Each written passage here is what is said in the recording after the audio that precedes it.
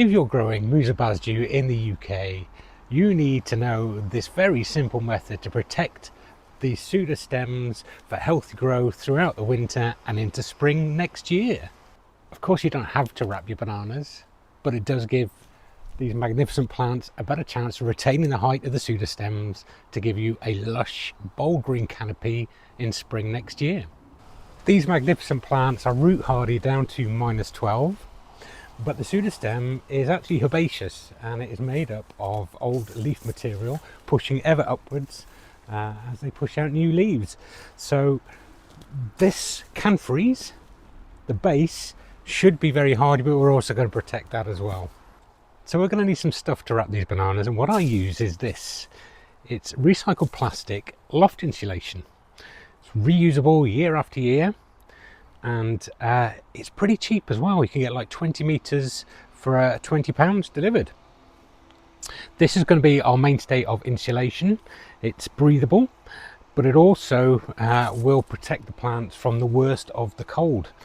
And then we're going to cover it with fleece. Now, it doesn't matter about the grams per square inch or the GSM or the thickness of the fleece, because it's only going to be the outer layer to keep everything in place. And finally, a roll of string just to keep it all together. So our first step is to remove all of the dead foliage. Looks like it's having a bad hair day today. And we're going to put that around the base to add a little bit more insulation to the roots at the bottom.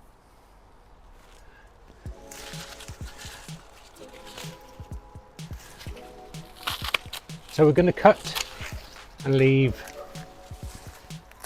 a few inches of leaf stem because it will die back, and we're just going to protect it a little bit more. The rollers can come off.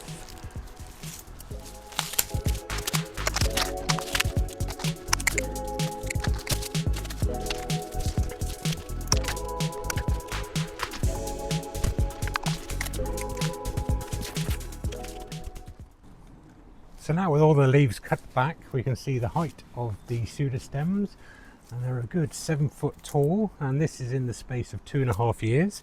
All the old leaves are on the base around the base of the plant just to give it a little bit more protection throughout winter. And now what we're going to do is wrap them up. So step one, cut a length of the insulation to comfortably go around, not too tight, around the first section of the bananas, and then we're going to just tie that with a bit of string.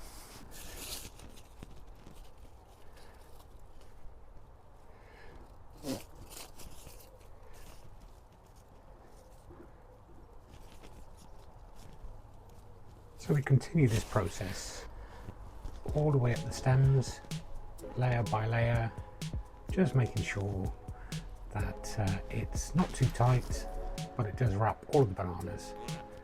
Now these Musa Basjoos are the hardiest bananas, but this method will work for any other bananas like Cheesemanii or the Musa sycamensis everreds.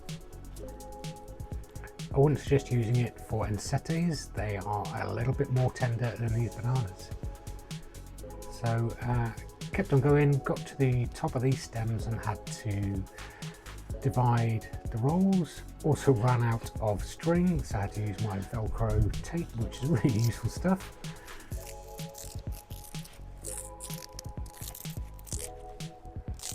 So these are native to Japan, Musa Basjoo. And they grow really well in the UK, survive the British winters, and do give an amazing display in summer. You just have to put up with the unsightly wrapping if you choose to wrap it.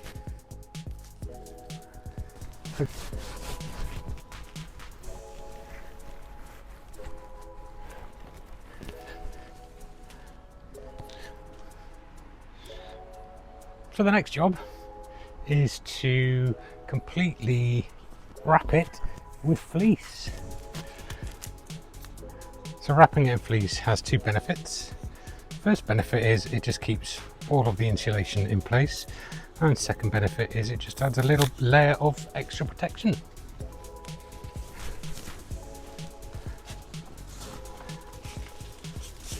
We don't need to put too many layers of the fleece around. The reason being, it's already really well insulated by this recycled plastic insulation.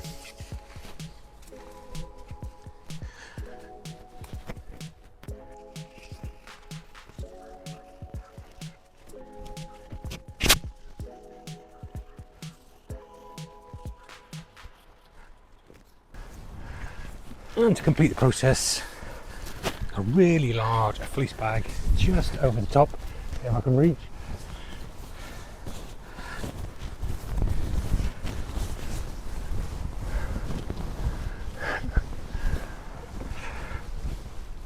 Easier said than done.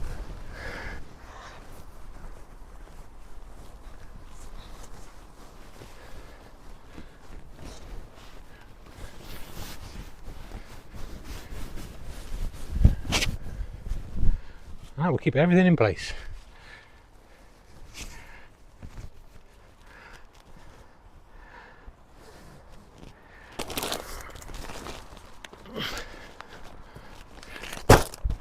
So the final step, give it a good mulch with, I like to use well rotted manure, but compost, anything that's got a good structure to it that will add nutrients into the soil, but also have a level of protection throughout the winter period will do.